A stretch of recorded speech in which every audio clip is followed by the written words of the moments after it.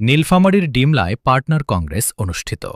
নীলফামারীর ডিমলায় কৃষির আধুনিকায়ন, পুষ্টি উন্নয়ন এবং নতুন উদ্যোক্তা সৃষ্টির লক্ষ্যে অনুষ্ঠিত হয়েছে পার্টনার কংগ্রেস ২০২৬।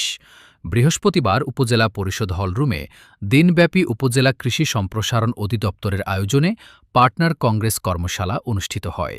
২০২৫ থেকে ২৬ অর্থবছরের পার্টনার প্রকল্পের আওতায় আয়োজিত এ অনুষ্ঠানে প্রধান অতিথি হিসেবে উপস্থিত ছিলেন নীলফামারী কৃষি সম্প্রসারণ অধিদপ্তরের অতিরিক্ত উপপরিচালক উদ্যান মোহাম্মদ সাদেকুজ্জামান। সভাপতিত্ব করেন উপজেলা নির্বাহী কর্মকর্তা মোহাম্মদ ইমরানুজ্জামান। স্বাগত বক্তব্য দেন উপজেলা কৃষি কর্মকর্তা মীর হাসান আল বান্না। এছাড়াও অনুষ্ঠানে উপস্থিত ছিলেন সহকারী কমিশনার ভূমি রওশন কবির, ডিমলা উপজেলা বিএনপির সাবেক সভাপতি আলহাজ রইসুল আলম চৌধুরী, বাংলাদেশ জামায়াতে ইসলামীর উপজেলা আমির মাওলানা মজিবুর রহমান, উপজেলা বিএনপির সাবেক সাংগঠনিক সম্পাদক গোলাম রব্বানী প্রধান এবং উপজেলার ১০টি ইউনিয়নের উপসহকারী কর্মকর্তাবৃন্দ। অনুষ্ঠানের শুরুতে অতিথিরা কৃষিভিত্তিক বিভিন্ন প্রদর্শনী স্টল পরিদর্শন করেন এবং কৃষক কৃষানীদের সঙ্গে মতবিনিময় করেন। বাংলাদেশ হচ্ছে সবুজ শ্যামলে ঘেরা। কৃষিখাত, কৃষিকাজে সবচেয়ে পরিপূর্ণ একটি দেশ হলো আমাদের বাংলাদেশ। এ দেশ কৃষিকাজের মধ্য দিয়েই আমরা এখানে আমাদের সকল ধরনের খাদ্য এবং অন্যান্য সব অভাবগুলি, আমাদের মৌলিক চাহিদাগুলি পূরণ করি। এই কৃষিখাতের সমস্ত উৎপাদন, এগুলি আল্লাহর পক্ষ থেকে সবচেয়ে বড় নেয়ামত।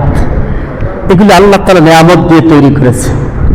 এখানে উপস্থিত রয়েছি, আমাদের প্রত্যেকেরই উচিত নিজ নিজ বসতভিটায় যে যতটুকু জায়গা চাষাবাদ করে একটি দৃষ্টিনন্দন কৃষিকাজ আমরা সম্পন্ন করব এবং উপজেলা কৃষি কর্মকর্তা থেকে শুরু করে যারা আমাদের ওয়ার্ড পর্যায়ে, ফিল্ড পর্যায়ে কর্মকর্তা রয়েছে তাদের সাথে পরামর্শক্রমে কাজ করব। আমি উৎপাদন এবং সঠিক ব্যবহার এবং এখান থেকে আমাদের কৃষক ভাইদের অর্থনৈতিকভাবে স্বাবলম্বী করে তোলার জন্য আমাদের যা করণীয়, সেই দীর্ঘদিন পরে হলেও আজকে কৃষি মন্ত্রণালয় সে উদ্যোগ গ্রহণ করেছেন।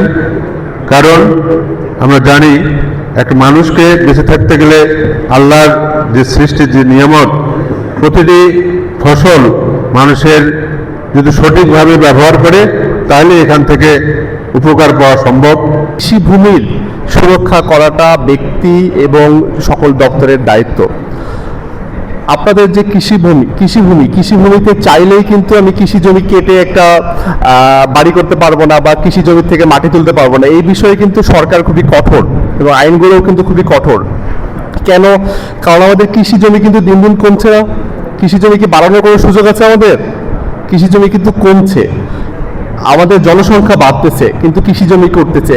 তাহলে কি হবে? আমাদের জনসংখ্যার যে চাহিদা, কৃষির চাহিদা মেটানোর জন্য আমাদের উৎপাদন বাড়াতে হবে এবং আমাদের যে কৃষি জমিগুলো আছে বর্তমানে এক্সিস্টিং, এগুলোকে রক্ষা করতে হবে। এগুলো রক্ষা করা কিন্তু আমাদের আপনার সকলের দায়িত্ব। আজকে স্যাটেলাইট দিয়ে এই পৃথিবীকে দেখতে পারতাম না, তাহলে তার একটি পদক্ষেপই হচ্ছে পৃথিবীর ইতিহাসটাকে পরিবর্তন করে দিয়েছে। ঠিক সেরকম আমি আজকের এই প্রোগ্রামটাকে বলবো একটি জাস্ট স্টেপ, একটা পদক্ষেপ। এই যে আমরা বাংলাদেশ গ্যাপে প্রবেশ করতেছি, বাংলা গ্যাপে প্রবেশ করতেছি, এর মাধ্যমে কিন্তু আজ থেকে 15-20 বছর পরে আমার কৃষকরা এই যে কথাগুলো কানে বাজবে, যে কৃষি অফিসার একটা প্রোগ্রাম করছিল, ওইরকম গেট করছিল, আমরা গেছিলাম, ওইখানে গ্যাপের কথা বলছিল।